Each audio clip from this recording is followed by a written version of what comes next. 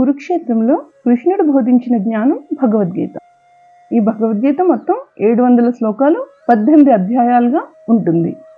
అందరూ సులభంగా సరళంగా నేర్చుకోవాలి అనే సంకల్పంతో నేను ఈ భగవద్గీత లెర్నింగ్ సిరీస్ ప్రారంభించాను. మొదటగా భగవద్గీతలోని మొదటి అధ్యాయం, దీని పేరు అర్జున విషాద యోగం. మొత్తం ఇందులో 47 శ్లోకాలు ఉంటాయి. ఈ చాప్టర్ యొక్క క్రక్స్ లేదా సమ్మరీ ఏమిటి అంటే, ఎలాంటి అవాంతరాలు, అవరోధాలు, అంతరాయాలు వచ్చినా సరే మీ లక్ష్యం వైపే దృష్టి సారించండి. మొత్తం ఈ 47 శ్లోకాల్లో శ్రీకృష్ణుడు ఏమని చెప్తాడు అంటే, అర్జునుడు కురుక్షేత్రంలో ఇరు సైన్యాలు అంటే కౌరవ సైన్యం, పాండవ సైన్యం ఈ ఇద్దరు సమావేశమై ఎదురెదురుగా నిలబడి ఉన్నప్పుడు అంతటి మహాసైన్యాన్ని చూసి జరగబోయే భయంకరమైన యుద్ధాన్ని ఊహించుకుని, ఇంతటి జనాభా మరణానికి కారణమైన ఇంతటి ఘోరమైన యుద్ధం చేయడం దేనికి అని తీవ్రమైన దుఃఖానికి లోనవుతాడు అర్జునుడు. అలాంటి సందర్భంలో అతని రథసారథిగా ఉన్న శ్రీకృష్ణుడు ఒక యోధుడిగా అర్జునుడికి తన కర్తవ్యాన్ని గుర్తు చేసి, యోధుడి కర్తవ్యం అంటే రణరంగంలోంచి ఎలాంటి పరిస్థితుల్లోనైనా, అది ఎంతటి విపత్కరమైన పరిస్థితులైనా ఒక్కొక్కసారి ఓడిపోతామేమో అని తెలిసిన సందర్భంలోనైనా సరే వెనుదిరిగి పారిపోవడం అనేది యోధుడి లక్షణం కాదు. ఆ లక్షణాన్ని అర్జునుడికి గుర్తు చేసి అతని కర్తవ్యాన్ని బోధించి లక్ష్యం వైపే దృష్టి సారించమని చెప్పడమే మొదటి అధ్యాయం అర్జున విషాద యోగం. ఇది మనకి కూడా నిత్య జీవితంలో ఇంప్లిమెంట్ చేయదగిన ఒక మోటివేషన్ గా ఉంటుంది. ఇంకా పద్మపురాణంలో చెప్పిన ప్రకారం అయితే మొదటి అధ్యాయం పారాయణ లేదా శ్రవణం యొక్క ఫలితము ఏమిటంటే పూర్వజన్మ స్మృతి. ఇంకా ఈ అర్జున విషాద యోగంలో చాలా ఫేమస్ అయిన శ్లోకాలు అయితే అంతగా లేవు, కానీ ఈ అధ్యాయానికి ఒక ప్రత్యేకత ఉంది. అదేమిటంటే మొదటి చాప్టర్లోని మొదటి శ్లోకం, అంటే పూర్తిగా గీతా గ్రంథానికి మొదటి శ్లోకాన్ని, ఆ ఒక్క శ్లోకాన్ని చదివినా లేక వినినా మొత్తం గీతా పారాయణ లేదా శ్రవణ ఫలితం దక్కుతుంది. అది ఈ అధ్యాయంలోనే ప్రత్యేకత. సాక్షాత్తు భగవంతుడే గానం చేసిన ఈ పవిత్రమైన గ్రంథం భగవద్గీతని మొదలు పెట్టడానికి ముందు ఏ అంతరాయము కలగకుండా ఉండాలని వినాయకుడిని, అలాగే గురువుని, జగద్గురువైన శ్రీకృష్ణుడిని, అలాగే గీతా గ్రంథానికి, వీటన్నిటికీ వినయంతో నమస్కరించి చదవడం ప్రారంభించాలి. నేను నేర్చుకోవడానికి సులువుగా ఉండాలి అనే ఉద్దేశంతో 10 శ్లోకాలు ఒక ఎపిసోడ్ లెక్కన వీడియో చేస్తున్నాను. అంటే మొదటి అధ్యాయం అర్జున విషాద యోగం 5 వీడియోల్లో కవర్ అవుతుంది. దీనివల్ల సులభంగా నేర్చుకోగలుగుతారు అనేది నా ఉద్దేశం. ఇంకా భగవద్గీత మొదలు పెడదాం. ఓం శ్రీమద్ భగవద్గీత అథ ప్రథమోధ్యాయః అర్జున విషాద యోగః. ధృతరాష్ట్ర ఉవాచ ధర్మక్షేత్రే కురుక్షేత్రే సమవేతాయుయుత్సవః మామకాః పాండవాశ్చైవ కిమకుర్వత సంజయ. ధర్మక్షేత్రే కురుక్షేత్రే సమవేతాయుయుత్సవః. ఇక్కడ హకారం విసర్గతో ఎండ్ అవుతుంది. ధర్మక్షేత్రే కురుక్షేత్రే తర్వాత గ్యాప్ ఇచ్చి సమవేతాయుయుత్సవః. మామకా, ఇది కూడా అలాగే కాకి దీర్ఘంతో విసర్గతో అవుతుంది ఈ పదం. మామకా పాండవాశ్చైవ కిమకుర్వత సంజయ. ఇక్కడ సంజయ అంతేగాని సంజయ కాదు, అది గమనించాలి. మొత్తంగా ఈ శ్లోకం ధర్మక్షేత్రే కురుక్షేత్రే సమవేతాయుయుత్సవః మామకా పాండవాశ్చైవ కిమకుర్వత సంజయ. భగవద్గీతలోని శ్లోకాలన్నీ కాన్వర్సేషన్ లాగే ఉంటాయి, అందువల్లనే అన్నిటికీ ముందు ఉవాచ అని వస్తుంది. ధృతరాష్ట్ర ఉవాచ అంటే ధృతరాష్ట్రుడు ఇలా పలికాడు లేక ఇలా అన్నాడు. ఏమని అన్నాడు ధృతరాష్ట్రుడు అంటే, సంజయ, ఓ సంజయ, ధర్మక్షేత్రమైన కురుక్షేత్రంలో యుద్ధం చేయడానికి 2 వైపుల వాళ్ళు అంటే నా పుత్రులైన దుర్యోధనాదులు, అలాగే నా తమ్ముడు పాండురాజు పుత్రులు యుద్ధానికి సన్నద్ధమై అక్కడికి వచ్చి ఏమి చేశారు అని సంజయుణ్ణి ధృతరాష్ట్రుడు అడిగాడు. అది మొదటి శ్లోకం యొక్క భావం. దానికి సమాధానంగా 2వ శ్లోకం. సంజయ ఉవాచ దృష్ట్వా తు పాండవానీకం వ్యూఢం దుర్యోధనస్తదా ఆచార్యముపసంగమ్య రాజా వచనమబ్రవీత్. దృష్ట్వా తు, దృష్టి అనే వర్డ్ కి సంబంధించిన పదం ఇది. దృష్ట్వా తు, దృష్టా కింద అంటే ఇక్కడ షా కింద 2 ఒత్తులు, ఒకటి టా ఒత్తు, మరొకటి వా. అంటే దృష్ట్వాతు పాండవానీకం, ఇక్కడ గ్యాప్ తీసుకుని వ్యూఢం దుర్యోధన సదా కలిపితే దృష్ట్వాతు పాండవానీకం వ్యూఢం దుర్యోధన సదా.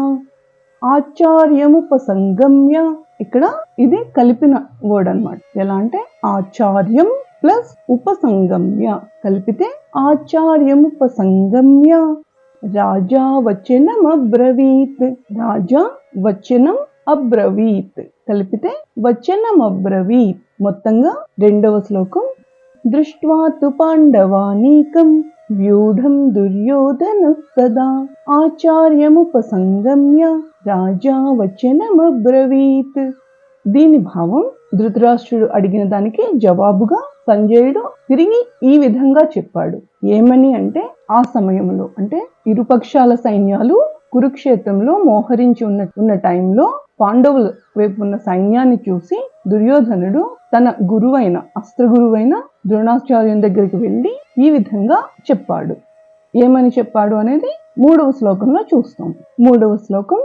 పశ్యైతాం పాండుపుత్రాణం ఆచార్య మహతీం చముం. పశ్యైతాం సై, సై అంటే శైవం రాసే దాంట్లో సై, దాని కింద యావత్తు కలిపితే పశ్యైతాం, అంతేగాని పసైతాం అని తేల్చి పలకకూడదు. యావత్తుని ఖచ్చితంగా పలకాలి. పశ్యైతాం పాండుపుత్రాణం ఆచార్య మహతీం చముం వ్యూఢాం ద్రుపదపుత్రేణ తవ శిష్యేణ ధీమత. వ్యూఢాం, ఇక్కడ ఢా 2వ ఢా ఒత్తుంది. వ్యూఢాం ద్రుపదపుత్రేణ తవ శిష్యేణ ధీమత. మొత్తం కలిపి పశ్యైతాం పాండుపుత్రాణం ఆచార్య మహతీం చముం వ్యూఢాం ద్రుపదపుత్రేణ తవ శిష్యేణ ధీమత. దీని భావం దుర్యోధనుడు ద్రోణాచార్యునితో ఏమని చెప్తున్నాడు అంటే, మీ శిష్యుడు అంటే ద్రోణాచార్యుని శిష్యుడు ధైర్యవంతుడు అయిన దృష్టద్యుమ్నుడు అంటే ద్రుపదరాజు పుత్రుడు, ద్రౌపది వాళ్ళ అన్నయ్య. అతను పాండవ సేనలకి సేనాని, ముఖ్య సేనాని దృష్టద్యుమ్నుడు. ఆ దృష్టద్యుమ్నుడు వ్యూహం పన్ని నిలబెట్టిన ఆ పాండవుల మహాసైన్యాన్ని చూడండి. 4వ శ్లోకం. అత్ర శూరా మహేశ్వాస భీమార్జున సమాయుధి యుయుధానో విరాటశ్చ ద్రుపదశ్చ మహారథః. అత్ర శూరా, అత్ర శూరా అని పలకకూడదు.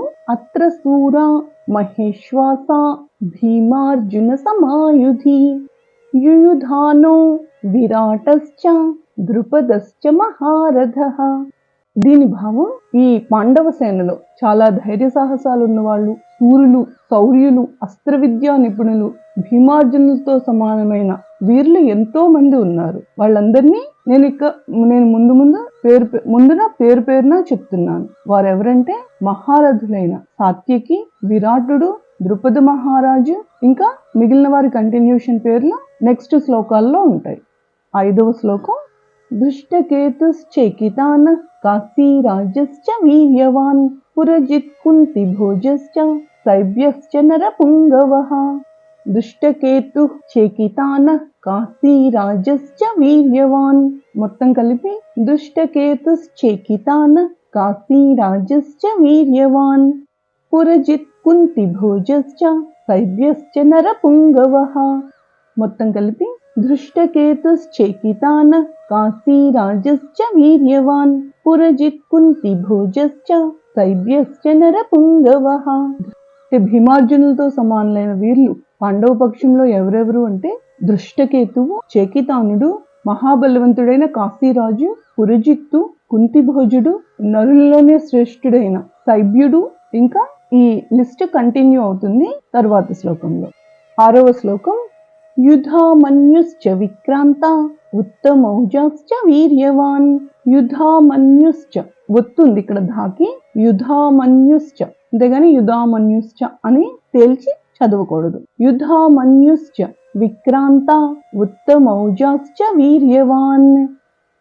నకారంతో ఎండ్ అవుతుంది, నా విసర్గతో. వీర్యవాన్. సౌభద్రో ద్రౌపదేయాశ్చ సర్వ ఏవ మహారథాః.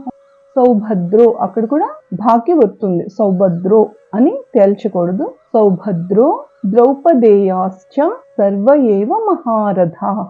మొత్తం కలిపి 6వ శ్లోకం. యుధామన్యుశ్చ విక్రాంత ఉత్తమౌజాశ్చ వీర్యవాన్ సౌభద్రో ద్రౌపదేయాశ్చ సర్వ ఏవ మహారథాః. దీని భావం అత్యంత పరాక్రమవంతుడైన యుధామన్యుడు, మహావీరుడైన ఉత్తమౌజుడు, సుభద్రాపుత్రుడైన అభిమన్యుడు, ద్రౌపదేయాశ్చ ద్రౌపదీపుత్రులైన 5 ఉప పాండవులు, వీరందరూ కూడా మహారథులే. 7వ శ్లోకం. అస్మాకం తు విశిష్టాయే తాన్ని బోధ ద్విజోత్తమా. అస్మాకం తు విశిష్టాయే తాన్ నిబోధ కలిపితే తాన్ని బోధ, నా కింద నాకి ఇకారంతో ని, తాన్ని బోధ ద్విజోత్తమా. నాయకా మమ సైన్యస్య సంజ్ఞార్థం తాన్ బ్రవీమితే. నాయకా మమ సైన్యస్య సంజ్ఞార్థం, సంజ్ఞార్థం అక్కడ వస్తుంది, సంజ్ఞార్థం తాన్ బ్రవీమితే. మొత్తం కలిపి అస్మాకం తు విశిష్టాయే తాన్ని బోధ ద్విజోత్తమా. నాయకా మమ సైన్యస్య సంజ్ఞార్థం తాన్ బ్రవీమితే. దీని భావం ద్విజోత్తమ అంటే బ్రాహ్మణులో ఉత్తమమైన వాడా అని ద్రోణాచార్యుని దుర్యోధనుడు సంబోధించి చెప్తున్నాడు. ఇంత ఓ బ్రాహ్మణోత్తమ, మన సైన్యంలో ఉన్న ప్రధాన యోధుల్ని కూడా ఒకసారి గమనించండి. మీకు ఒకసారి తెలియజేయడానికి మన సేనా నాయకుల గురించి చెప్తున్నాను అని ఇంతవరకు పాండవ సైన్యం గురించి చెప్పిన దుర్యోధనుడు ఇప్పుడు కౌరవ వీరుల గురించి చెప్పడం మొదలు పెట్టాడు. 8వ శ్లోకం. భవాన్ భీష్మశ్చ కర్ణశ్చ కృపశ్చ సమితింజయః అశ్వత్థామా వికర్ణశ్చ సౌమదత్తిస్తథైవ చ. భవాన్ ఇక్కడ కూడా బాకి వస్తుంది. భవాన్ భీష్మశ్చ, భీష్ముడు అనే శబ్దంలో కూడా బాకి 2వ భా, అది ఒత్తు భా కలిపి, అంతేగాని తేల్చి భవాన్ భీష్మశ్చ అని చదవకూడదు. భవాన్ భీష్మశ్చ కర్ణశ్చ కృపశ్చ సమితింజయః అశ్వత్థామా వికర్ణశ్చ సౌమదత్తిస్తథైవ చ. దీని భావం కౌరవ వీరుల్లో భవాన్ అంటే మీరు. ఎవరు మీరు అంటే ద్రోణాచార్యులు, భీష్మశ్చ కర్ణశ్చ భీష్ముడు, కర్ణుడు, కృపాచార్యుడు ఎప్పుడు యుద్ధంలో విజయం సాధించే కృపాచార్యుడు, అశ్వత్థామ, వికర్ణుడు, సోమదత్తుని కుమారుడైన భూరిశ్రవుడు, వీరందరూ కౌరవ సేనలో ముఖ్యులైన వీరులు. 9వ శ్లోకం. అన్యే చ బహవః శూరా మదర్థే త్యక్త జీవితాః నానా శస్త్ర ప్రహరణాః సర్వే యుద్ధ విశారదాః. అన్యే చ బహవః శూరాః మదర్థే త్యక్త జీవితాః, ఇక్కడ హకారంతో ఎండ్ అవ్వాలి. నానా శస్త్ర ప్రహరణాః సర్వే యుద్ధ విశారదాః. మొత్తం కలిపి అన్యే చ బహవః శూరా మదర్థే త్యక్త జీవితాః నానా శస్త్ర ప్రహరణాః సర్వే యుద్ధ విశారదాః. వీరే కాకుండా అంటే ముందు శ్లోకంలో చెప్పిన ద్రోణాచార్యులు, భీష్ముడు, కర్ణుడు మొదలైన వీరులే కాకుండా ఇంకా చాలా మంది వీరులు, సూర్యులు మన సైన్యంలో ఉన్నారు. వాళ్ళందరూ యుద్ధంలో చాలా ఆరితేరిన వారు. ఎన్నో శస్త్రాస్త్రాలను పట్టుకుని నా కోసమే తమ జీవితాలను సైతం ధారపోసి యుద్ధం చేయడానికి సిద్ధంగా ఉన్నారు. 10వ శ్లోకం. అపర్యాప్తం తదస్మాకం బలం భీష్మాభిరక్షితం పర్యాప్తం త్విదమేతేషాం బలం భీమాభిరక్షితం. అపర్యాప్తం తదస్మాకం బలం భీష్మాభిరక్షితం పర్యాప్తం త్విదమేతేషాం బలం భీమాభిరక్షితం. మొత్తం కలిపి అపర్యాప్తం తదస్మాకం బలం భీష్మాభిరక్షితం పర్యాప్తం త్విదమేతేషాం బలం భీమాభిరక్షితం.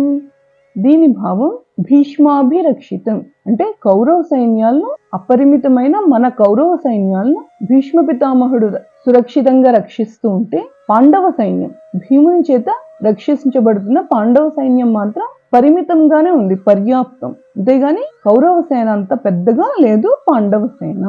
సంస్కృత స్తోత్రాలు, సూక్తాలు, శ్లోకాలు సింప్లిఫై చేసి సులభంగా అందించడమే సింపుల్ స్తోత్ర ధ్యేయం. దానివలన మన సంస్కృతి అందరికీ చేరువవుతుంది అనేది మా ఆలోచన మీకు నచ్చినట్లయితే మా ఛానల్ని సబ్స్క్రైబ్ చేయండి.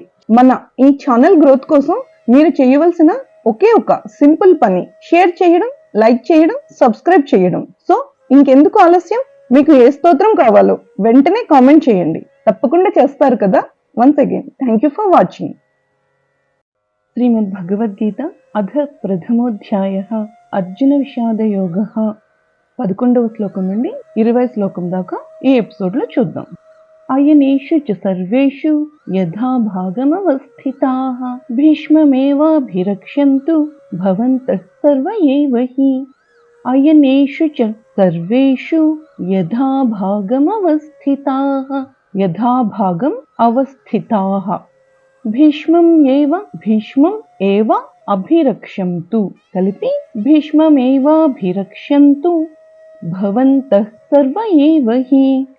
మొత్తం కలిపి అయనేషు చ సర్వేషు యథా భాగమవస్థితాః భీష్మమేవాభిరక్ష్యంతు భవంతః సర్వ ఏవ హి. ఈ విధంగా అంటే ముందు శ్లోకంలో చెప్పిన విధంగా కౌరవ సైన్యాన్ని భీష్మాచార్యుల వారు, పాండవ సైన్యాన్ని భీముడు రక్షిస్తున్న సందర్భంలో మీరు అంటే కౌరవ సేనలోని వారందరూ మీ స్థానాల్లో సరిగ్గా స్థిరంగా నిల్చుని ఉండి అన్ని వైపుల నుండి భీష్ముని రక్షించుకోవాలి. ఎవరి నుండి? శత్రు సైన్యం అంటే పాండవుల నుండి, ఇంకా పర్టికులర్ గా అంటే శిఖండి నుండి భీష్మ పితామహుని రక్షించుకోవడం మన అందరి కర్తవ్యం అనేది ఈ శ్లోకం భావం. 12వ శ్లోకం. తస్య సంజనయన్ హర్షం కురు వృద్ధ పితామహః సింహనాదం వినద్యోచ్చై శంఖం దద్మో ప్రతాపవాన్. తస్య సంజనయన్ అంతేగాని సంజనయనన్ కాదు. తస్య సంజనయన్ హర్షం కురు వృద్ధ పితామహః సింహనాదం వినద్య ప్లస్ ఉచ్చై కలిపితే వినద్యోచ్చై. ఇది ఈ పదం ట్రిక్కీగా ఉంటుంది. చాలా సార్లు అది స్పీడ్ గా చదువుతున్నప్పుడు వినోద్యోచ్చై అని వస్తుంది. నా మామూలు నావే, దానికి గుణింతంతో ఓ ఒత్తు లేదు. వినో కాదు, వినద్యోచ్చై శంఖం దద్మో ప్రతాపవాన్. మొత్తం కలిపి తస్య సంజనయన్ హర్షం కురు వృద్ధ పితామహః సింహనాదం వినద్యోచ్చై శంఖం దద్మో ప్రతాపవాన్. దీని భావం కురువృద్ధుడు అయిన భీష్మ పితామహుడు అప్పుడు ఏం చేశాడు అంటే, ఇంతవరకు దుర్యోధనుడు చెప్పిన మాటలకి ప్రతిగా మహావీరుడు కురువృద్ధుడు అయిన భీష్మ పితామహుడు దుర్యోధనుని ఆనందింపచేయడానికి ఏం చేశాడు అంటే, అప్పుడు చాలా బిగ్గరగా, చాలా లౌడ్ గా ఉచ్చస్వరంతో సింహనాదం చేసి తన శంఖాన్ని పూరించాడు. అది ఈ శ్లోకం భావం. తతః శంఖశ్చ భైర్యశ్చ పణవానక గోముఖాః సహసైవాభ్యహన్యంత సశబ్దస్తుములోభవత్. తతః శంఖాశ్చ భైర్యశ్చ పణవానక గోముఖాః సహసా ప్లస్ ఏవ ప్లస్ అభ్యహన్యంత కలిపితే సహసైవాభ్యహన్యంత సశబ్దస్తుములోభవత్. సహ ప్లస్ శబ్దః ప్లస్ తుమలః ప్లస్ అభవత్ కలిపి సశబ్దస్తుములోభవత్. మొత్తంగా తతః శంఖశ్చ భైర్యశ్చ పణవానక గోముఖాః సహసైవాభ్యహన్యంత సశబ్దస్తుములోభవత్.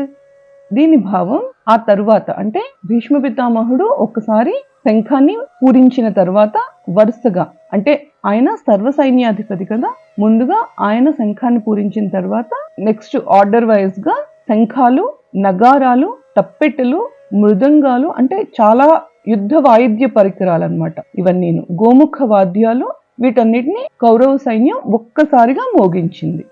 ఆ ధ్వని ఎంత లౌడ్ గా ఉంది, ఎంత బిగ్గరగా ఉంది అంటే ఆ ధ్వనితో దిక్కులన్నీ పిక్కటిల్లాయి. ఈ శ్లోకంలో మనకి ఆ కాలంలో యుద్ధంలో వాడే వివిధ రకమైన వాయిద్యాల గురించి చెప్పారు అనుకోవచ్చు. ఏమేమిటవి?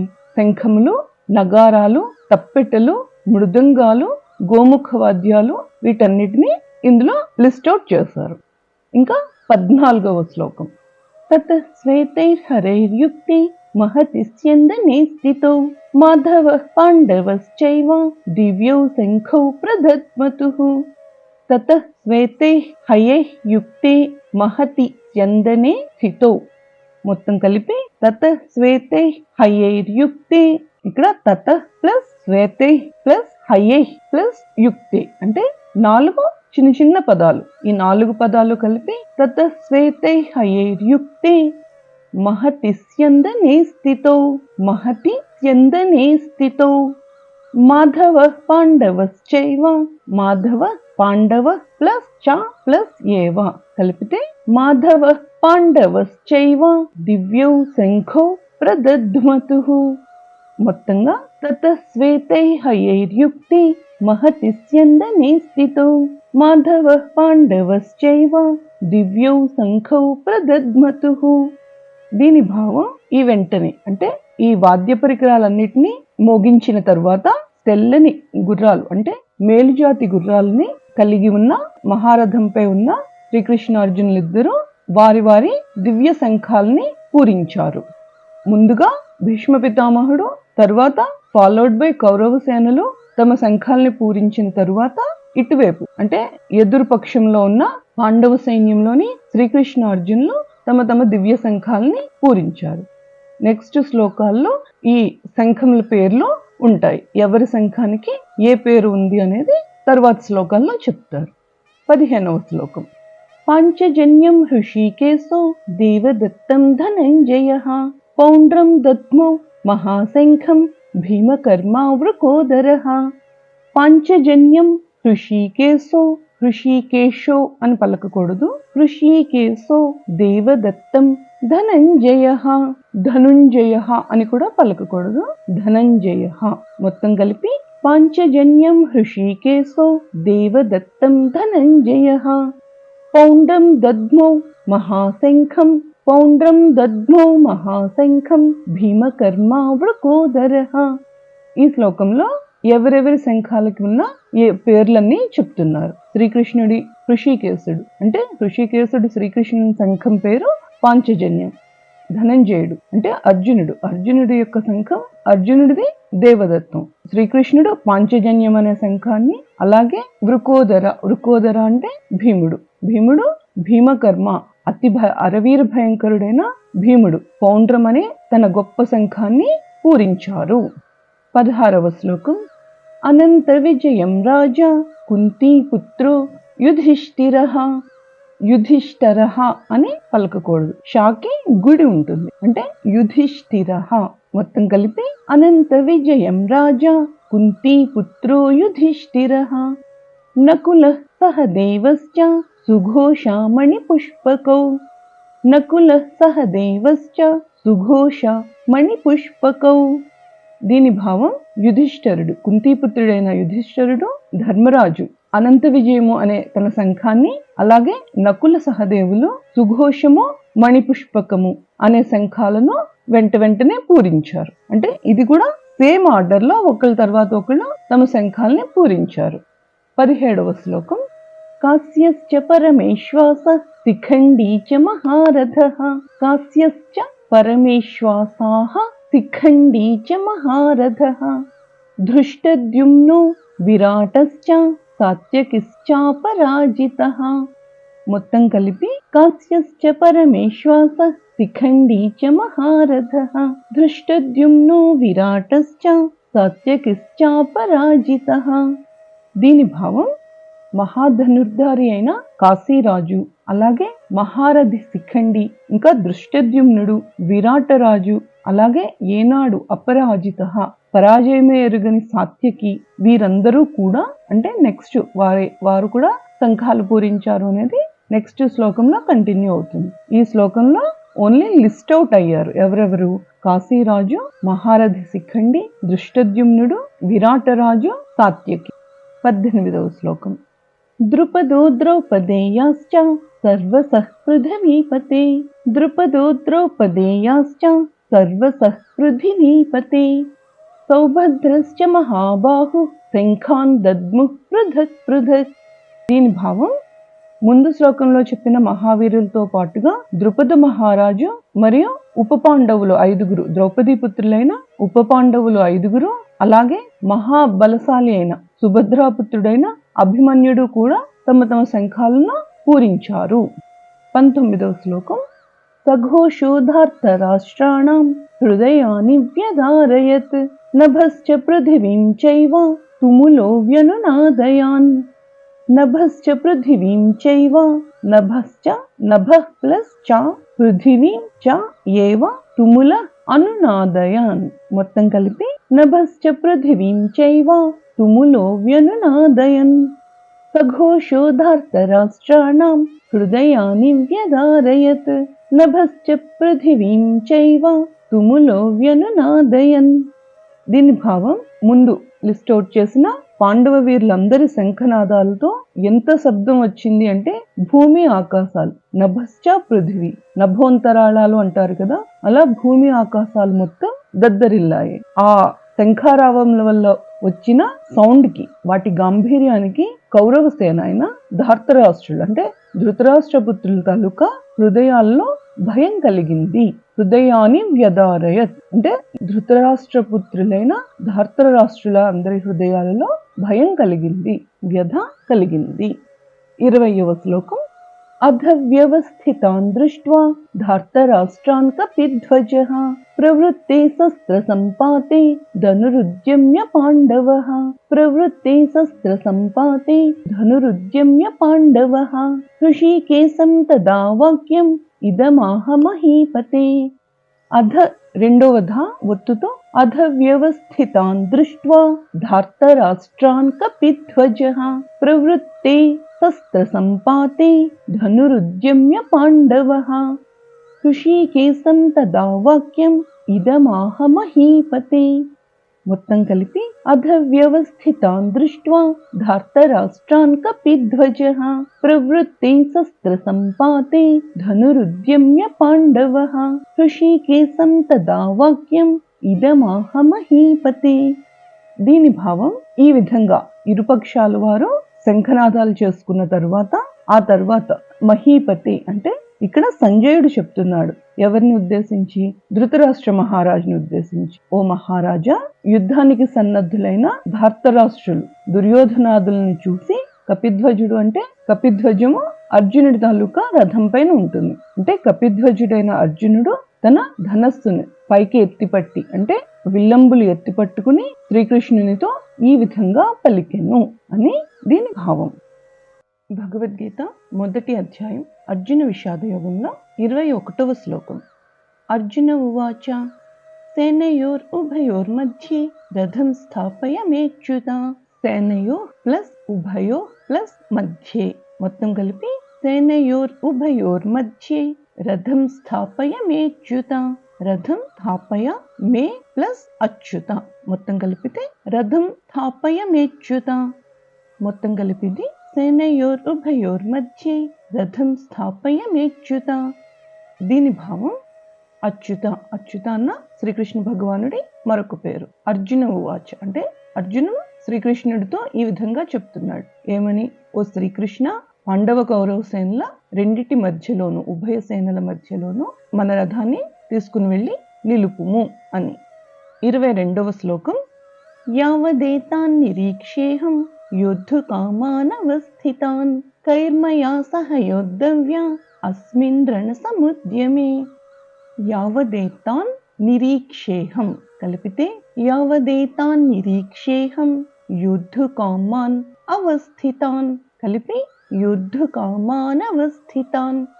మొత్తం కలిపి మొదటి లైను యావదేతాన్ నిరీక్షేహం యోద్ధు కామానవస్థితాన్ కైర్మయా సహ యోద్ధవ్యం అస్మిన్ రణసముద్యమే. కై ప్లస్ మయా కలిపితే కైర్మయా సహ యోద్ధవ్యం అస్మిన్ రణసముద్యమే. మొత్తం కలిపి కైర్మయా సహ యోద్ధవ్యం అస్మిన్ రణసముద్యమే. దీని భావం అస్మిన్ అంటే ఈ రణం అంటే సమరం, యుద్ధంలో, ఈ యుద్ధ సందర్భంలో నా చేతిలో అంటే యుద్ధం చేయడానికి వచ్చి ప్రతిపక్షంలో అంటే కౌరవ సేనల్లో నిలిచి ఉన్న ఏ యోధులందరినీ నేను చూస్తాను, నేను చూసి పరిశీలిస్తాను. అంటే ఈ యుద్ధంలో నేను ఎవరెవరితో యుద్ధం చేయాలో వారందరినీ నేను చూసి ఒక ఎస్టిమేషన్ కి వస్తాను, అందుకోసమని మన రథాన్ని 2 సేనల మధ్యలో నిలుపు అని శ్రీకృష్ణుడితో అర్జునుడు పలికాడు అనేది 2 శ్లోకాలు కలిపి అర్థం. 23వ శ్లోకం యోత్స్యమానానవేక్షేహం యయేతేత్ర సమాగతాః ధార్తరాష్ట్రస్య దుర్బుద్ధిర్ యుద్ధే ప్రియచికీర్షవః. యోత్స్యమానాన్ అవేక్షే ప్లస్ అహం కలిపి యోత్స్యమానానవేక్షేహం యయేతేత్ర సమాగతాః. ఏ ఏతే ఏ ప్లస్ ఏతే ప్లస్ అత్ర ప్లస్ సమాగతాః కలిపితే యయేతేత్ర సమాగతాః. మొత్తం కలిపి మొదటి లైను యోత్స్యమానానవేక్షేహం యయేతేత్ర సమాగతాః ధార్తరాష్ట్రస్య దుర్బుద్ధే. ధార్తరాష్ట్రస్య ఇక్కడ ధాకి ఒత్తుంటుంది, తేల్చి పలకకూడదు. ధార్తరాష్ట్రస్య దుర్బుద్ధే, దుర్బుద్ధేలో దాకి బాకి కాదు ఇక్కడ ఒత్తుండేది, దుర్బుద్ధే యుద్ధే ప్రియచికీర్షవః. మొత్తం కలిపి యోత్స్యమానాన్ అవేక్షేహం యయేతేత్ర సమాగతాః ధార్తరాష్ట్రస్య దుర్బుద్ధే యుద్ధే ప్రియచికీర్షవః. దీని భావం దుర్బుద్ధితో అంటే దురాశతో సమరానికి వచ్చిన దుష్టుడైన ధార్తరాష్ట్రుడు అంటే ధృతరాష్ట్ర కుమారులు దుర్యోధనుడు మొదలైన వారికి సహాయంగా వారి తరపున యుద్ధం చేయడానికి రణరంగానికి వచ్చిన వాళ్ళందరినీ నేను ప్రత్యక్షంగా చూడాలనుకుంటున్నాను అని అర్జునుడు చెప్పాడు. అది ఈ శ్లోకం భావం. 24వ శ్లోకం సంజయ ఉవాచ ఏవముక్తో హృషీకేశో గుడాకేశేన భారత సేనయోరుభయోర్మధ్యే స్థాపయిత్వా రథోత్తమం. మొదటి లైను ఏవం ప్లస్ ఉక్త ప్లస్ హృషీకేశ కలిపితే ఏవముక్తో హృషీకేశో గుడాకేశేన భారత సేనయో ఉభయో మధ్యే కలిపి సేనయోరుభయోర్మధ్యే స్థాపయిత్వా రథోత్తమం. మొత్తం కలిపి ఏవముక్తో హృషీకేశో గుడాకేశేన భారత సేనయోరుభయోర్మధ్యే స్థాపయిత్వా రథోత్తమం. దీని భావం ఈ శ్లోకం సంజయుడు చెప్తున్నాడు. ఎవరితో? ధృతరాష్ట్రునితో. ధృతరాష్ట్ర మహారాజుని ఇక్కడ సంజయుడు భారత అని సంబోధించాడు. అంటే ఓ భరతవంశపు మహారాజా ధృతరాష్ట్ర ఏవం ఈ విధంగా, గుడాకేశుడు అంటే అర్జునుడు, ఋషికేశుడు అంటే శ్రీకృష్ణుడు, ఈ విధంగా గుడాకేశుడైన అర్జునుని చేత ఈ విధంగా అంటే పై శ్లోకాలలో అర్జునుడు శ్రీకృష్ణుడికి ఏమని చెప్పాడు? ఉభయ సేనల మధ్యలో నా రథాన్ని నిలబెట్టు, దానివల్ల నేను శత్రుపక్షంలో ఉన్న వీరులు ఎవరెవరో ఎవరిని ఓడించాలో ఒక ఎస్టిమేషన్ కి వస్తాను అని. ఆ విధంగా అర్జునుడు చెప్పిన వెంటనే హృషికేశుడు శ్రీకృష్ణుడు 2 సైన్యముల మధ్యలోనూ తమ రథోత్తమ ఉత్తమమైన తమ రథాన్ని సేనయోర్ ఉభయోర్ మధ్య స్థాపయిత్వా రథోత్తమం 2 సేనల మధ్యలోనూ తమ రథాన్ని నిలబెట్టాడు అని ఈ విషయాన్నంతటినీ సంజయుడు ధృతరాష్ట్రుడికి చెప్పాడు. 25వ శ్లోకం భీష్మద్రోణ ప్రముఖతః సర్వేషాం చ మహీక్షితాం ఉవాచ పార్థ పశ్యైతాన్ సమవేతాన్ కురూనితి. మొదటి లైను భీష్మద్రోణ ప్రముఖతః. ఇక్కడ భీష్మ చెప్పాను కదా, ముందు చెప్పినట్లు ఇది ఒత్తి పలకాలి, తేల్చి మొదటి బాతో భీష్మ అని పలకకూడదు. భీష్మద్రోణ ప్రముఖతః సర్వేషాం చ మహీక్షితాం ఉవాచ పార్థ పశ్యైతాన్ సమవేతాన్ కురూనితి. ఉవాచ ప్లస్ పార్థ పశ్య ప్లస్ ఏతాన్ కలిపితే ఉవాచ పార్థ పశ్యైతాన్ సమవేతాన్ కురూన్ ప్లస్ ఇతి కలిపితే కురూనితి. మొత్తం కలిపి ఉవాచ పార్థ పశ్యైతాన్ సమవేతాన్ కురూనితి. భీష్మద్రోణ ప్రముఖతః సర్వేషాం చ మహీక్షితాం ఉవాచ పార్థ పశ్యైతాన్ సమవేతాన్ కురూనితి. దీని భావం భీష్మద్రోణులు మిగిలిన ప్రముఖులైన ఎందరో వీరులైన మహారాజులు వీరందరూ కలిగి ఉన్న కౌరవ సేనల ఎదురుగా రథాన్ని ఆపి అక్కడ సమావేశమై ఉన్న అక్కడ గుమికూడి ఉన్న కౌరవ వీరుల్ని వారి బలాన్ని సరిగ్గా గమనించు అని శ్రీకృష్ణుడు అర్జునుడితో చెప్పాడు. 26వ శ్లోకం तत्रापश्यत् स्थितान् पार्थः पितॄनथ पितामहान् आचार्यान् मातुलान् भ्रातॄन् पुत्रान् पौत्रान् सखींस्तथा तत्रापश्यत् स्थितान् पार्थः तत्र प्लस अपश्यत् प्लस स्थितान् प्लस पार्थः कल्पिते तत्रापश्यत् स्थितान् पार्थः पितॄन् प्लस अधः प्लस पितामहान् कल्पिते पितॄनथ पितामहान् మొత్తం కలిపి तत्रापश्यत् स्थितान् पार्थः पितॄनथ पितामहान् आचार्यान् मातुलान् भ्रातॄन् కలిపి आचार्यान् मातुलान् भ्रातॄन् पुत्रान् पौत्रान् सखीन् प्लस तथा కలిపి పుత్రాన్ పౌత్రాన్ సఖీంస్తథా మొత్తం కలిపి తత్రాపశ్యత్ స్థితాన్ పార్థః పితॄనథ పితామహాన్ ఆచార్యాన్ మాతులాన్ భ్రాతॄన్ పుత్రాన్ పౌత్రాన్ సఖీంస్తథా దీని భావం అధః పార్థః అంటే ఆ తర్వాత ఏ తర్వాత తన రథాన్ని రెండు సేనల మధ్యలో నిలబెట్టిన తరువాత అర్జునుడు తత్ర అంటే అక్కడ ఉన్న తన బంధువర్గానందరినీ ఇరు సేనలలో ఉన్న తన బంధువులు ఎలాంటి బంధువులు అంటే పెదతండ్రులు పినతండ్రులు తాత ముత్తాతలు గురువులు మేనమామలు అన్నదమ్ములు పుత్రులు మనుమలు మిత్రులు హితులు మామలు వీరందరూ అంటే ఇలాంటి ఆత్మీయులందరినీ ఈ రెండు సేనలలో అర్జునుడు చూశాడు 27వ శ్లోకం स्वसुरान् सुहृदश्चैव सेनयोरुभयोरपि तान् समीक्ष्य स कौन्तेय सर्वान् बन्धूनवस्थितान् तान् సమీక్షస కాదు షా కింద యావత్తుంది అంటే తాన్ సమీక్ష్యస కౌంతేయ సర్వాన్ బంధూన్ అవస్థితాన్ మొత్తం కలిపి తాన్ సమీక్ష్యస కౌంతేయ సర్వాన్ బంధూన్ అవస్థితాన్ 27వ శ్లోకం మొత్తంగా స్వసురాన్ సుహృదశ్చైవ సేనయోరుభయోరపి తాన్ సమీక్ష్య స కౌంతేయ సర్వాన్ బంధూనవస్థితాన్ దీని భావం కౌంతేయ కుంతీపుత్రుడైన అర్జునుడు యుద్ధానికి సన్నద్ధమై వచ్చున్న తన బంధువులు అంత బంధువర్గాన్ని చూసి ఏమని అన్నాడు ఇలా అన్నాడు నెక్స్ట్ శ్లోకంలో 28వ శ్లోకం అర్జున ఉవాచ कृपया परयाविष्टो विषीदन्निदमब्रवीत् दृष्ट्वेमं स्वजनं कृष्ण युयुत्सुं समुपस्थितं कृपया परयाविष्टो विषीदन् इदम् अब्रवीत् कृपया परया आविष्टः కలిపి परयाविष्टो विषीदन् इदम् अब्रवीत् కలిపితే విషీదన్నిదమబ్రవీత్ మొత్తం కలిపి రెండవ లైను కృపయా పరయావిష్టో విషీదన్నిదమబ్రవీత్ దృష్ట్వేమం స్వజనం కృష్ణ యుయుత్సం సముపస్థితం దృష్ట్వేమం దృష్ట్వా ప్లస్ ఇమం కలిపితే దృష్ట్వేమం స్వజనం కృష్ణ యుయుత్సం సముపస్థితం దీని భావం అర్జునుడు శ్రీకృష్ణునితో ఈ విధంగా చెప్పాడు ఏమని అంటే ఓ కృష్ణ యుద్ధం చేయాలి అని సమరోత్సాహంతో ఇలా యుద్ధరంగంలో నిలిచిన ఉన్న స్వజను నా బంధు సమూహాన్ని చూసి నా శరీరంలోని అవయవాలన్నీ వణుకుతున్నాయి నోరు ఎండిపోతోంది అని తన అసక్తతని శ్రీకృష్ణుడితో పంచుకున్నాడు అర్జునుడు 29వ శ్లోకం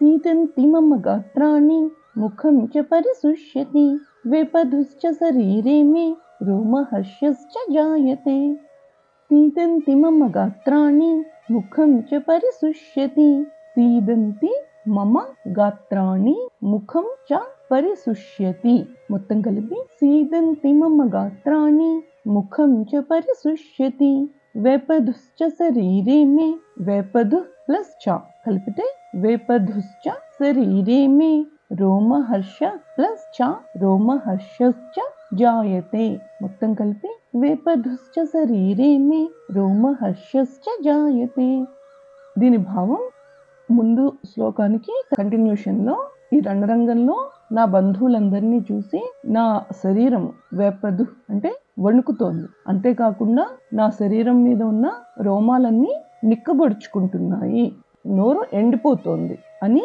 తన అసక్తతని శ్రీకృష్ణుడితో పంచుకున్నాడు అర్జునుడు 30వ శ్లోకం గాంధీవం స్రంసతే హస్తాత్ వక్షైవ పరిదహ్యతే न च शक्नोम्यवस्थातुं भ्रमतीव च मे मनः గాంధీవం స్రంసతే హస్తాత్ త్వక్ ప్లస్ చ ప్లస్ ఏవ కలిపితే త్వక్చైవ పరిదహ్యతే. మొత్తం కలిపి మొదటి లైన్ గాంధీవం స్రంసతే హస్తాత్ త్వక్చైవ పరిదహ్యతే. నచ శక్నోమి అవస్థాతుం కలిపితే నచ శక్నోమి అవస్థాతుం భ్రమతి ప్లస్ ఇవ భ్రమతీవ చ మే మనః. మొత్తం కలిపి రెండవ లైను నచ శక్నోమి అవస్థాతుం భ్రమతీవ చ మే మనః. దీని భావం గాంధీవం అంటే అర్జునుడి విల్లు పేరు గాంధీవం. ఇంతకు ముందు శ్లోకాల్లో అర్జునుడి శంఖం పేరు చెప్పుకున్నాం కదా, దేవదత్తం. అర్జునుడి శంఖం దేవదత్తం, అలాగే విల్లు పేరు గాంధీవం. ఆ గాంధీవము నా చేతిలోంచి పట్టు తప్పి జారిపోతోంది. త్వక్చైవ పరిదహ్యతే, నా చర్మము, నా శరీరాన్ని కప్పి ఉన్న చర్మం మొత్తం మండిపోతోంది, వేడి పుడుతోంది. నచ శక్నోమి అవస్థాతుం భ్రమతీవ చ మే మనః, నా మనస్సు పరిపరి విధాల ఆలోచిస్తూ భ్రమిస్తోంది. అంటే చిత్తభ్రమకి గురవడం అంటారు చూసారా, అలా. అంటే ఎన్నో రకాలైన ఆలోచనలు నా మనసులో కలుగుతున్నాయి. నా శరీరంలో నిలబడడానికి కూడా నచ శక్నోం అవస్థాతుం, నాకు నిలబడడానికి కూడా శక్తి చాలకుండా ఉంది అని అంతటి భ్రమకి లోనై ఉన్నాడు అర్జునుడు. తన అసక్తతని శ్రీకృష్ణుడితో ఈ విధంగా వ్యక్తం చేస్తున్నాడు. భగవద్గీత మొదటి అధ్యాయం అర్జున విషాద యోగంలో 31వ శ్లోకం నుండి 40వ శ్లోకం వరకు. 31వ శ్లోకం నిమిత్తాని చ పశ్యామి విపరీతాని కేశవ నచ శ్రేయో ఉపశ్యామి హత్వా స్వజనమాహవే. నిమిత్తాని చ పశ్యామి అని చదవకూడదు, మడతస పశ్యామి విపరీతాని కేశవ. మొత్తం కలిపి నిమిత్తాని చ పశ్యామి విపరీతాని కేశవ. నచ శ్రేయ ప్లస్ అనుపశ్యామి కలిపితే నచ శ్రేయోనుపశ్యామి హత్వా స్వజనం ప్లస్ ఆహవే స్వజనమాహవే. మొత్తం కలిపి నచ శ్రేయోనుపశ్యామి హత్వా స్వజనమాహవే.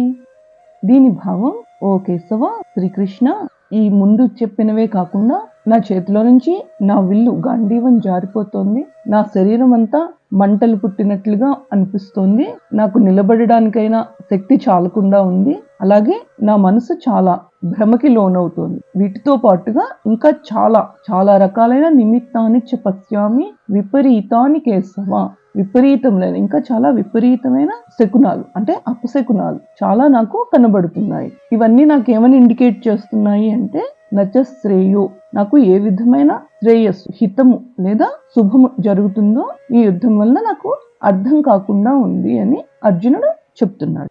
32వ శ్లోకం నకాంక్షే విజయం కృష్ణ నచ రాజ్యం సుఖాని చ కిం నో రాజ్యేన గోవింద కిం భోగైర్జీవితేన వా.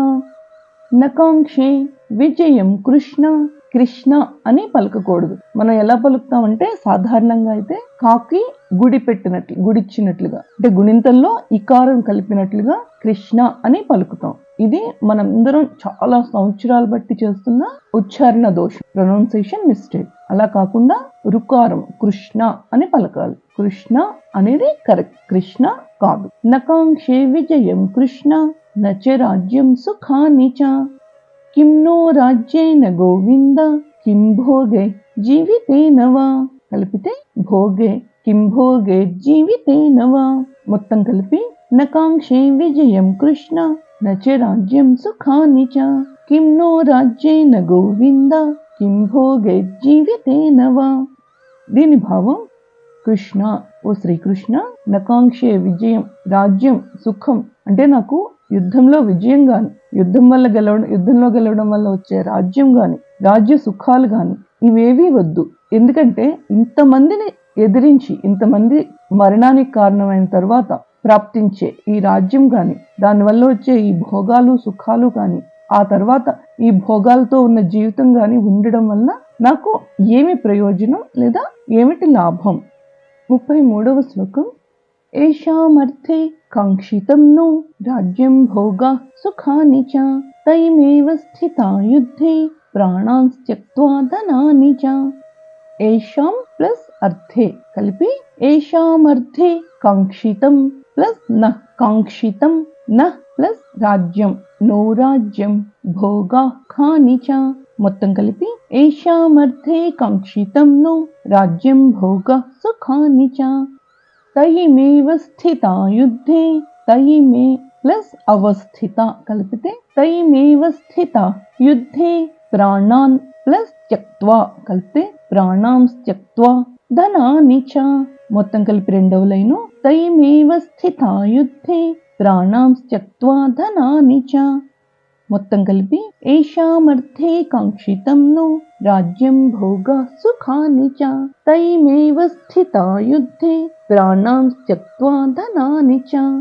దీని భావం ఏషాం అర్థే, మనం ఎవరి కోసం అయితే ఈ రాజ్యాన్ని భోగాల్ని సుఖాల్ని కోరుకుంటున్నాము, అంటే ఎవరి కోసం అంటే తన కోసం తన వారి కోసం యుద్ధానికి వచ్చాను, వారందరూ కూడా నా వారు అనుకున్న వారందరూ కూడా వారి ధనానికి ప్రాణాలకి వీటన్నిటికీ ఆశలు వదులుకుని వారందరూ కూడా ఇదే యుద్ధంలో వచ్చి నిలబడి ఉన్నారు. అంటే ఉదాహరణకి పాండవులు యుద్ధాన్ని గెలిస్తే రాజ్యం వారికి, వారి తర్వాత వారి పిల్లలకి అలా సంప్రాప్తిస్తుంది. అలాంటిది వాళ్ళ పిల్లలు, వాళ్ళ బంధుజనం వారందరూ కూడా ఈ యుద్ధంలో పార్టిసిపేషన్ కి వచ్చి నిలబడి ఉన్నారు. 34వ శ్లోకం. ఆచార్య పితర పుత్ర తథైవ చ పితామహాః మాతులా స్వసురా పౌత్ర శ్యాలా సంబంధినస్తదా. ఆచార్య పితర పుత్ర తథైవ చ పితామహాః మాతులా స్వసురా పౌత్రాః శ్యాలా సంబంధినస్తదా.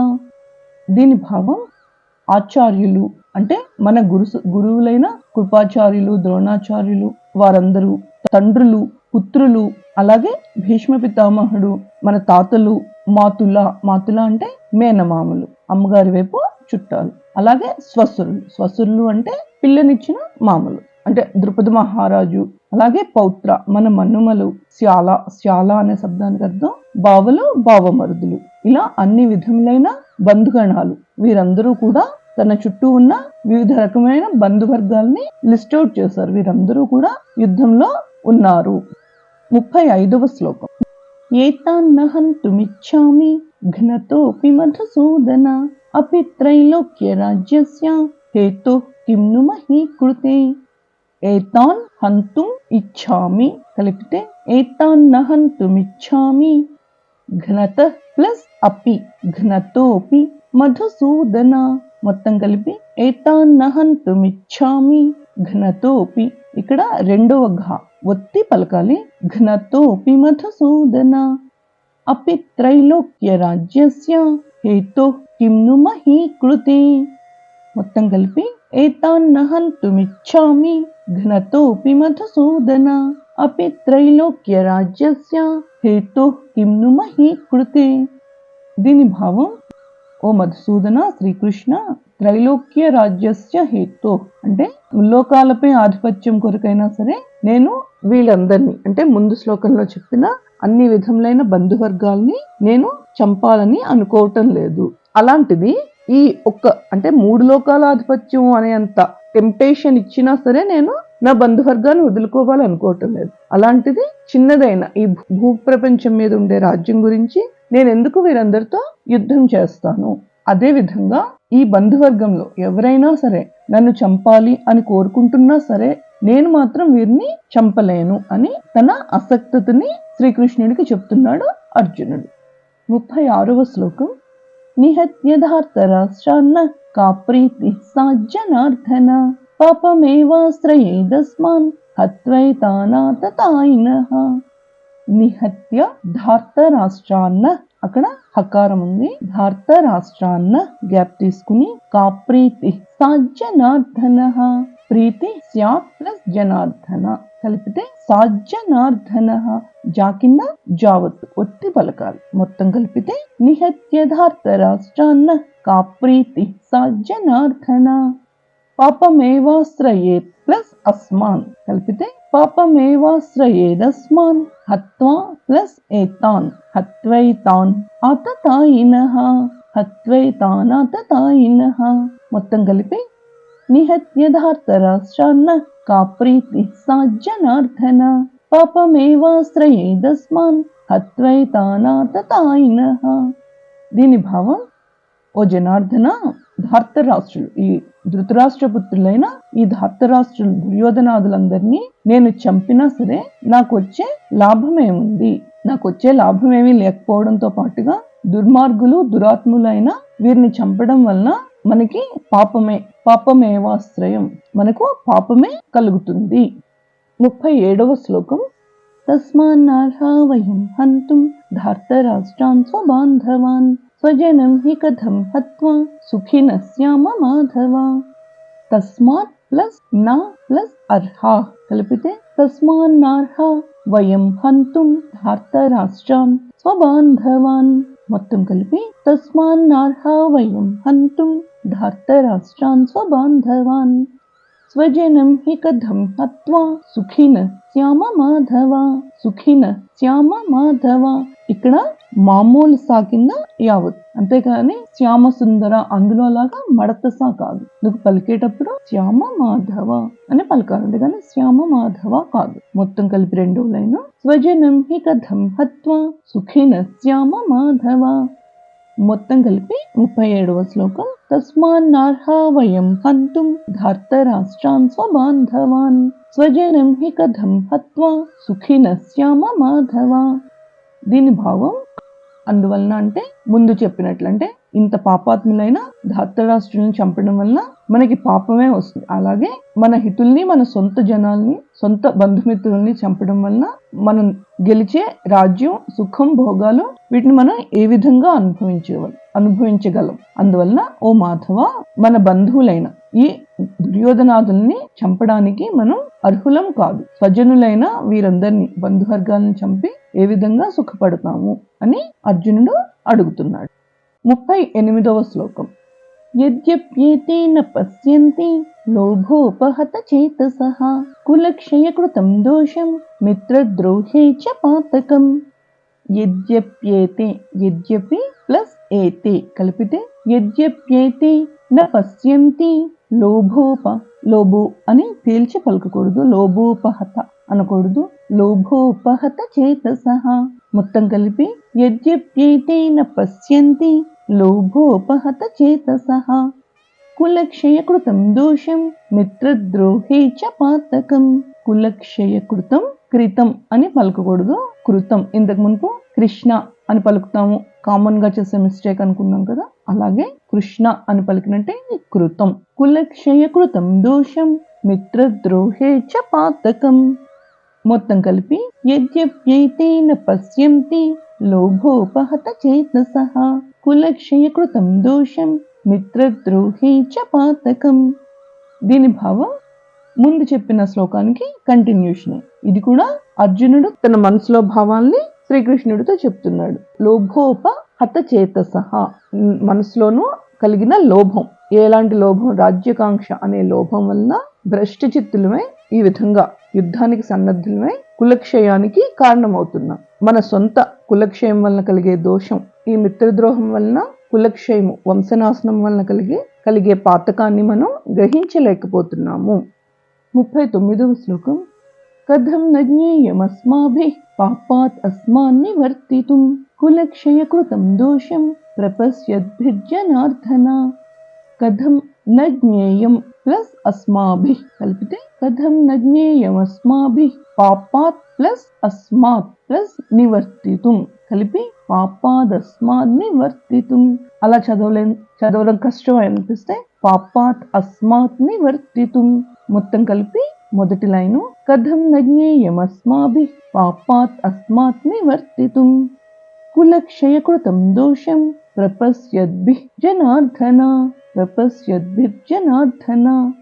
దీని భావం, ఓ జనార్దన, కులక్షయం, కులం నాశనం వలన కలిగే దోషాన్ని, నష్టాన్ని తెలిసి ఉండి కూడా మనం ఆ విధమైన అంటే ఏ విధమైన కులక్షయాన్ని కలిగించే యుద్ధం అనే ఈ దోషానికి లేదా ఈ పాపానికి దూరంగా ఉండడానికి మనం ఎందుకు ప్రయత్నించకూడదు? అంటే యుద్ధం మానేయడానికి, యుద్ధాన్ని ఆపడానికి ఇప్పటికైనా సమయం కాదా అని దీని భావం. 40వ శ్లోకం. కులక్షయే ప్రణశ్యంతి కులధర్మా సనాతనాః ధర్మే నష్టే కులం కృత్స్న్యం అధర్మోభిభవత్యుత. కులక్షయే ప్రణశ్యంతి కులధర్మాః సనాతనాః ధర్మే నష్టే కులం కృత్స్న్యం. ఇక్కడ తాకింద రెండు ఒత్తులు, తాకింద సావత్తు నావత్తు, మొత్తం కలిపితే కృత్స్నం అధర్మ అభిభవతి ప్లస్ ఉత అధర్మోభిభవత్యుత. దీని భావం ఇలాంటి యుద్ధాల వలన కులక్షయాలు కలుగుతాయి. కులక్షయం వలన సనాతనమైన కులధర్మాలన్నీ నశిస్తాయి. ఎప్పుడైతే సనాతనమైన ప్రాచీనమైన కులధర్మాలన్నీ నశించాయో అప్పుడు వంశాల నిండుగా అధర్మం అలుముకుంటుంది. భగవద్గీత మొదటి అధ్యాయం అర్జున విషాద యోగంలో 41 నుండి 47వ శ్లోకం వరకు. 41వ శ్లోకం. అధర్మాభిభవాత్ కృష్ణ ప్రదుష్యంతి కుల స్త్రియః స్త్రీషు దుష్టాసు వార్ష్ణేయ జాయతే వర్ణ సంకరః. అధర్మాభిభవాత్ కృష్ణ ప్రదుష్యంతి కుల స్త్రియః స్త్రీషు దుష్టాసు వార్ష్ణేయ జాయతే వర్ణ సంకరః. అధర్మాభిభవాత్ కృష్ణ ప్రదుష్యంతి కుల స్త్రియః స్త్రీషు దుష్టాసు వార్ష్ణేయ జాయతే వర్ణ సంకరః. దీని భావం, ఓ శ్రీకృష్ణ, ఇలా ఎప్పుడైతే కులక్షయం జరుగుతుందో అప్పుడు అధర్మాభిభవాత్, అధర్మం విపరీతంగా పెరిగిపోతుంది. ఎప్పుడైతే అధర్మం ఎక్కువ అవుతుందో అప్పుడు కుల స్త్రీలు చెడిపోతారు. దానివలన వర్ణ సాంకర్యం జరుగుతుంది. 42వ శ్లోకం. సంకరో నరకాయైవ కులజ్ఞానం కులస్య చ పతంతి పితరో హ్యేషాం లుప్తపిండోదక క్రియాః. సంకర ప్లస్ నరకాయ ఏవ కలిపితే సంకరో నరకాయైవ కులజ్ఞానం కులస్య చ పతంతి పితరః హి ప్లస్ ఏషాం కలిపితే పతంతి పితరో హ్యేషాం లుప్తపిండోదక క్రియాః. మొత్తం కలిపి సంకరో నరకాయైవ కులజ్ఞానం కులస్య చ పతంతి పితరో హ్యేషాం లుప్తపిండోదక క్రియాః. దీని భావం, ముందు శ్లోకం దాకా చెప్పుకున్నట్లుగా ఇలాంటి భయంకరమైన యుద్ధాలు కులక్షయానికి కారణమవుతాయి. కులక్షయం జరిగినప్పుడు అధర్మం ప్రబలుతుంది. అధర్మం ప్రబలి వర్ణ సాంకర్యం జరుగుతుంది. అలా వర్ణ సాంకర్యం జరగడం వలన ఈ కులక్షయానికి ఎవరైతే కారకులయ్యారో వారందరూ నరకాన్ని పొందుతారు. అంతేకాకుండా పిండోదక క్రియలు అంటే సనాతన ధర్మంలో చెప్పిన ఇలాంటి పితృకార్యాలన్నీ లోపించి వాటి వలన పితృదేవతలు కూడా పతనాన్ని పొందుతారు. 43వ శ్లోకం. దోషైరేతైః కులజ్ఞానాం వర్ణ సంకరకారకైః ఉత్సాద్యంతే జాతి ధర్మ కులధర్మాః శాశ్వతాః. దోషై ప్లస్ ఏతై కలిపితే దోషైరేతైః కులజ్ఞానాం వర్ణ సంకరకారకైః ఉత్సాద్యంతే జాతి ధర్మ కులధర్మాశ్చ శాశ్వతాః. మొత్తం కలిపి దోషైరేతైః కులజ్ఞానాం వర్ణ సంకరకారకైః ఉత్సాద్యంతే జాతి ధర్మాః కులధర్మాశ్చ శాశ్వతాః. దీని భావం, వర్ణ సంకరానికి కారణమైన మూల కారణమైన ఈ దోషం వల్ల, ఏ దోషము, ఈ యుద్ధము అనే దోషం వల్ల మనం కులఘాతకులం అవుతాం. దాని వల్లనే సనాతనమైన కులధర్మాలు జాతి ధర్మాలు నశిస్తున్నాయి. దేని వలన? ఇలాంటి యుద్ధాల వల్లనే జాతి ధర్మాలు కులధర్మాలు నశిస్తున్నాయి. 44వ శ్లోకం. ఉత్సన్న కులధర్మాణం మనుష్యాణం జనార్దన నరకే నియతం వాసో భవతీత్యనుశుశ్రుమా. ఉత్సన్న కులధర్మాణం మనుష్యాణం జనార్దన నరకే ప్లస్ అనియతం నరకే నియతం వాసో నరకే నియతం వాసో భవతి ఇతి అనుశుశ్రుమా కలిపితే భవతీత్యనుశుశ్రుమా. దీని భావం, ఓ జనార్దన, ఉత్సన్న కుల ధర్మాణం, ఒకసారి చెడిన కులాచారముల వలన కులధర్మాలు నశించడం వలన మనుష్యులకి, మానవులందరికీ శాశ్వతంగా నరకం తప్పదు అని నేను విని ఉన్నాను. అందువలన కులధర్మాల్ని పాటించడం ఎంతో అవసరం. 45వ శ్లోకం. అహోబత మహత్ పాపం కర్తుం వ్యవసితా వయం యద్రాజ్య సుఖలోభేన హంతుం స్వజనముద్యతాః. అహోబత మహత్ ప్లస్ పాపం, మహత్ పాపం. అహోబత మహత్ పాపం కర్తుం వ్యవసితా వయం. యత్ ప్లస్ రాజ్య సుఖలోభేన, యద్రాజ్య సుఖలోభేన హంతుం స్వజనం ప్లస్ ఉద్యతా, హంతుం స్వజనముద్యతాః. మొత్తం కలిపి యద్రాజ్య సుఖలోభేన హంతుం స్వజనముచ్యతాః. మొత్తంగా 45వ శ్లోకం. అహో బత మహత్పాపం కర్తుం వ్యవసితా వయం యద్రాజ్య సుఖలోభేన హంతుం స్వజనముచ్యతాః. దీని భావం, రాజ్య సుఖాలు భోగాలు అనే లోభం వలన, లోభాలకు లోనైన మనం బుద్ధివంతులమై ఉండి కూడా మన స్వజనులైన మన బంధుగణాలనే చంపడానికి సిద్ధపడి ఉన్నాం. అంతటి ఘోరమైన పాపకృత్యాలని చేయడానికి మనం సిద్ధపడ్డాం కదా అని అర్జునుడు బాధపడుతున్నాడు. 46వ శ్లోకం. యది మామ ప్రతీకారం అశస్త్రం శస్త్రపాణయః ధార్తరాష్ట్రారణే హన్యు తన్మే క్షేమతరం భవేత్. యది మాం అప్రతీకారం కలిపితే యది మామ ప్రతీకారం అశస్త్రం శస్త్రపాణయః ధార్తరాష్ట్రారణే హన్యు తత్ ప్లస్ మే తన్మే క్షేమతరం భవేత్. మొత్తం కలిపి ధార్తరాష్ట్రారణే హన్యు తన్మే క్షేమతరం భవేత్.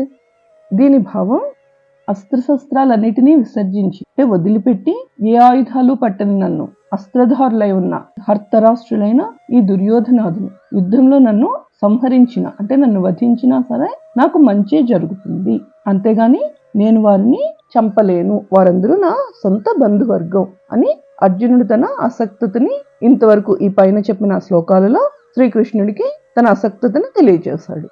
ఇప్పుడు 47వ శ్లోకం. సంజయ్ ఉవాచ ఏవముక్త్వార్జున సంఖ్యే రథోపస్థవుపావిశత్ విసృజ్య ససరం చాపం శోక సంవిఘ్న మానసః. ఏవముక్త్వార్జున సంఖ్యే రథోపస్థవుపావిశత్ విసృజ్య ససరం చాపం శోక సంవిఘ్న మానసః. ఏవం ప్లస్ ఉక్త్వా ప్లస్ అర్జునః కలిపితే ఏవముక్త్వార్జున సంఖ్యే రథోపస్థే ఉపావిశత్ విసృజ్య ససరం చాపం శోక సంవిఘ్న మానసః. దీని భావం, సంజయ వాచ. ఇది సంజయుడు చెప్తున్నాడు. ఎవరికి? ధృతరాష్ట్రుడు. ఏమని చెప్తున్నాడంటే, ఈ విధంగా అర్జునుడు తన బాధని, తన కలత చెందిన మనస్సుని శ్రీకృష్ణునికి తెలియచేసి యుద్ధ భూమిలో తన ధనుర్బాణాలన్నిటినీ విడిచిపెట్టి తన రథము వెనుక భాగంలో చతికిల పడ్డాడు అని, అంతవరకు రణరంగంలో ఏం జరిగిందో సంజయుడు ధృతరాష్ట్రునికి వివరించాడు. ఓం తత్సత్. ఇది శ్రీమద్ భగవద్గీత సూపనిషత్ బ్రహ్మ విద్యాయాం యోగశాస్త్రే శ్రీకృష్ణార్జున సంవాదే అర్జున విషాదయోగో నామ ప్రథమోధ్యాయ సంపూర్ణం. ఇక్కడతో 18 అధ్యాయాలు కలిగిన భగవద్గీతలో మొదటి అధ్యాయం అర్జున విషాదయోగం 47 శ్లోకాలు కంప్లీట్ అవుతున్నాయి. తర్వాత ఎపిసోడ్లో 2వ అధ్యాయం సాంఖ్యయోగంతో మళ్ళీ కలుద్దాం. అంతవరకు మొదటి అధ్యాయం నేర్చుకుని ప్రాక్టీస్ చేస్తూ ఉండాలి. అలాగే ఛానల్ని సబ్స్క్రైబ్ చేయడం మర్చిపోవద్దు. Thank you for watching. అలాగే రాబోయే ఎపిసోడ్స్లో నెక్స్ట్ వీడియో భగవద్గీత మొదటి చాప్టర్ మొదటి అధ్యాయం మీద క్విజ్ ఉంటుంది. ఎన్ని ఆన్సర్ చేయగలరో తప్పనిసరిగా ట్రై చేసి కామెంట్ చేయండి.